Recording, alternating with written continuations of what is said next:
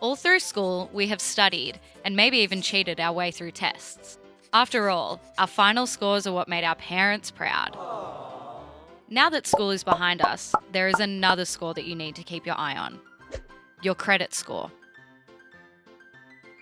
Your credit score is calculated based on your financial history. It's rated from 0 to 1,000. The higher the score, the more creditworthy you are. Lenders use that number to assess the risk of lending to you and to decide whether or not to approve your application. Even if you're approved, your score can impact the amount you can borrow and the interest rate you'll pay.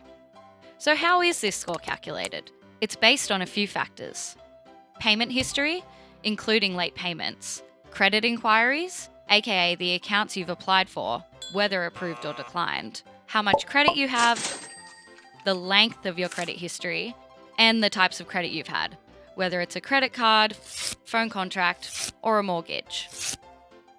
2/3 of Aussie adults don't know their credit score, with 2.7 million too scared to check it.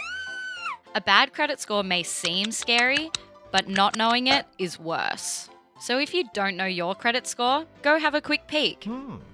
And if it isn't what you hoped, there are always ways to improve it.